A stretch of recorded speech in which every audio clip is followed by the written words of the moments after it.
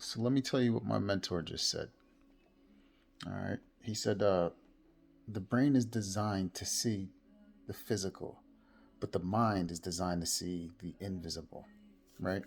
It's kind of a little bit of a, brain mind bending exercise to think about what he's saying. So take out a pen and write it down. The brain is designed to see the physical, but the mind is designed to see the invisible, right? And thinking about cryptocurrencies, and I was just listening to a podcast that he was talking about, and this is kind of how my brain interpreted what what the conversation was talking about as it related to cryptocurrencies and free market capitalism. If you don't know what free market capitalism is, well, because of the fact that we didn't learn this stuff in school, anything about money. But when you're thinking about free market capitalism, I would probably suggest going out, definitely picking up your Barron's, right? Everybody's got to have their Barron's dictionary of financial terms. So let me read to you really quick what Barron's describes as the free and open market, right? A market in which price is determined by the free, unregulated exchange of supply and demand. The opposite is the controlled market, where supply, demand, and price are artificially set, resulting in inefficient markets, right? So when we have to make this leap into what the free market is in the real life, and what the free market is on the internet, and specifically in cryptocurrencies, right? So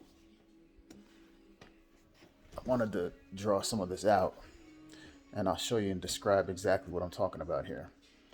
So we're looking at the free market capitalism on the blockchain. It largely occurs in the unregulated and decentralized exchange.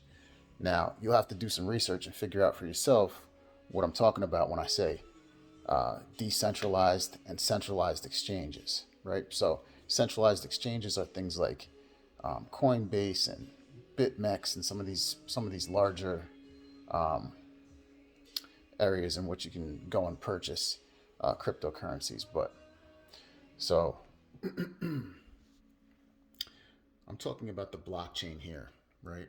So this outer circle represents the blockchain. And you can see in the blockchain is comprised of these computers that I'm showing on the outside. Well, these computers are called nodes, right? So, and the nodes basically allow us, you and I, to be able to set up a computer and put it on the blockchain. I mean, you can think of, Bitcoin as an example.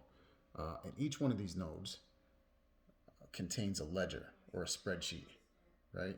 And the spreadsheet represents transactions, again, the free market transactions for anybody who's connected to the internet, right? So if you're connected to the internet, you can be on this blockchain, okay?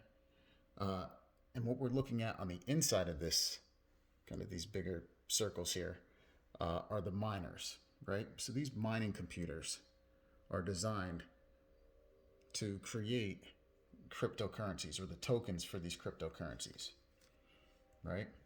And using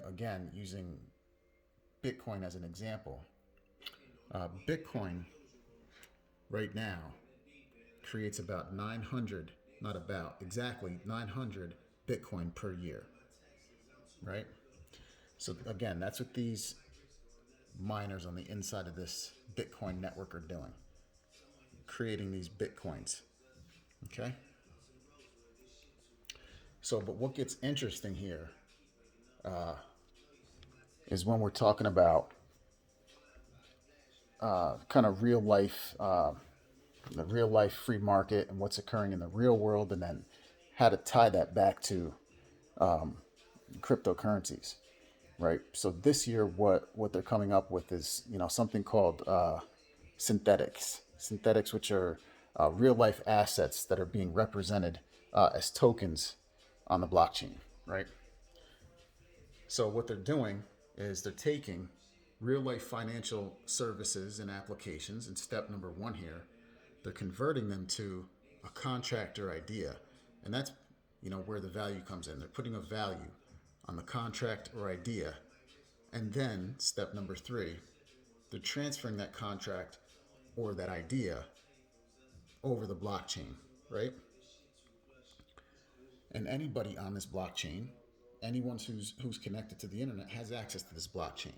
So basically, what can occur today is somebody can have a great idea from a financial service or an application, back it with money, transfer it to the blockchain, right? But tomorrow, where somebody today is liking this contract or idea, or is behind this and wants to invest in it, well, something similar can come up tomorrow, where kind of the crowd of folks who are following this contract or idea will navigate to a new one that might be spawned here, okay?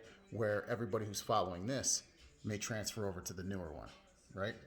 So that's free market capitalism on the blockchain. So put that one in your notes.